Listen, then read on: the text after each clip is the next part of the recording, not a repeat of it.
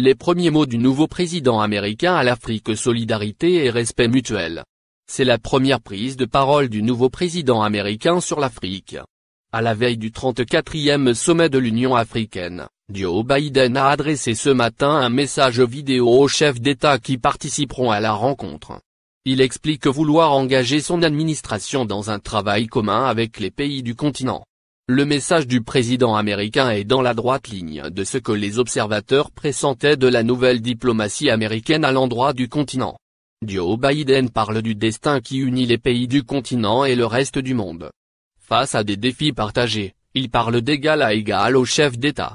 Rien de tout cela ne sera facile, mais les États-Unis se tiennent déjà prêts à être votre partenaire, dans la solidarité, le soutien et le respect mutuel. Nous croyons dans les nations de l'Afrique. Dans l'esprit d'entrepreneuriat et d'innovation qui existe à travers tout le continent. Et même si les défis qui nous attendent sont importants, il n'y a aucun doute que nos nations, nos peuples, l'Union africaine sont à la hauteur de la tâche. La prospérité pour tous. Le président américain parle beaucoup d'avenir dans son allocution, un futur fait d'échanges commerciaux et d'investissements dans le but d'atteindre la prospérité pour tous. Joe Biden promet une diplomatie renforcée pour tenter de résoudre les conflits. Il souhaite également promouvoir les droits de l'homme en prêtant une attention toute particulière à ceux des femmes, des jeunes filles et de la communauté LGBTQ. Enfin, il souligne le défi que représente la santé mondiale, avec l'épidémie de Covid-19, et les bouleversements climatiques qui ont causé beaucoup de souffrance selon ses mots.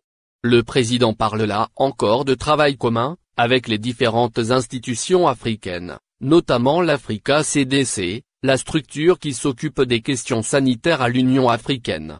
En conclusion, le chef de l'État américain espère pouvoir se rendre en personne au prochain sommet. Un vœu dont on ne sait pas pour l'instant s'il pourra être réalisé, mais qui en dit long sur la nouvelle tonalité du discours présidentiel américain sur l'Afrique.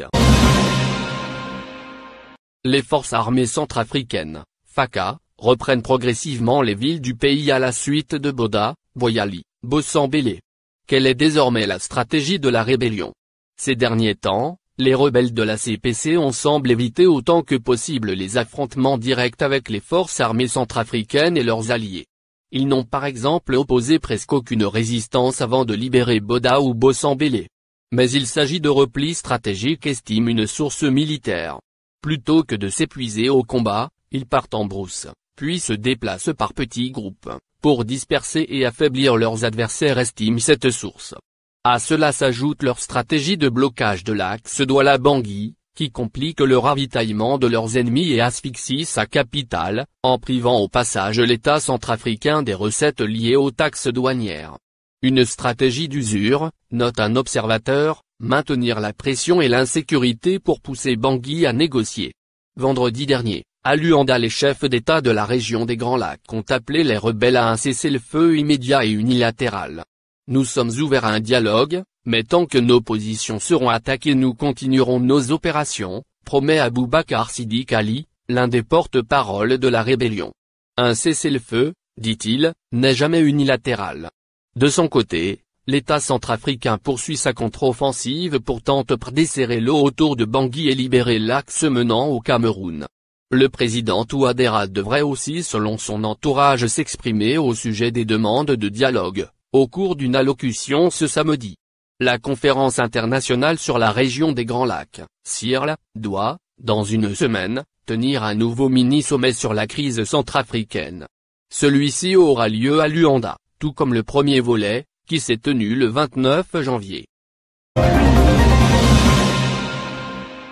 Pour soutenir les forces armées qui combattent actuellement aux côtés de leurs alliés contre la rébellion de CPC, des particuliers ont lancé un appel aux dons. La collecte a déjà débuté. À l'origine, il s'agit d'une initiative privée, mais elle a reçu l'aval du ministère de la Défense qui centralise les dons et se charge de les distribuer. Des pâtes, des sacs de manioc, des cartons de médicaments. Le colonel-commissaire Combo montre une partie des dons collectés dans le cadre de cette opération de soutien aux FACA, les forces armées centrafricaines, composées essentiellement de vivres pour le moment.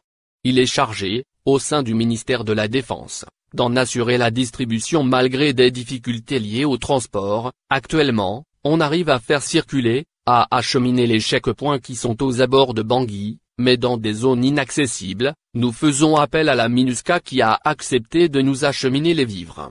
À l'initiative de l'opération, des particuliers en Centrafrique ou de la diaspora, soucieux de soutenir l'effort de guerre. Dans les provinces, la population est terrée soit dans la forêt, soit dans les petits villages, et donc nos forces armées centrafricaines qui combattent sur le terrain n'ont pas la possibilité de trouver à manger. Donc beaucoup de citoyens se sont levés pour pouvoir soutenir les forces armées centrafricaines. Le gouvernement n'a jamais demandé quoi que ce soit, c'est une activité citoyenne et spontanée, raconte à RFI Martial Pabandji, le coordonnateur de l'opération. Au PK12, en périphérie de Bangui, visée par l'offensive rebelle du 13 janvier dernier, l'initiative est bien accueillie, parce que c'est nos forces armées qui viennent nous secourir, c'est à nous aussi de les aider, témoigne une habitante. Quant à ceux qui n'auraient pas de moyens financiers, les coordonnateurs de l'appel les invitent à contribuer par des prières et lettres de soutien. Le parti de l'opposant Dolo Guelleh maintient sa participation aux législatives. Coup de théâtre au sein de la COD 2020 en Centrafrique. L'URCA, le parti d'Anicet Georges Dolo Guelleh fait savoir dans un courrier qu'il présentera bien des candidats au second tour des législatives et pour les élections partielles à venir. La veille, la coalition de l'opposition à laquelle il appartient avait pourtant annoncé suspendre sa participation au processus en dénonçant un simulacre électoral, après que la Cour constitutionnelle a rejeté la plupart de ses requêtes en annulation pour le premier tour. C'est au cours d'une réunion de son bureau politique que l'URCA a pris sa décision, maintenir ses candidats pour la suite des législatives. Certes, nous dénonçons les irrégularités qui ont marqué le premier tour.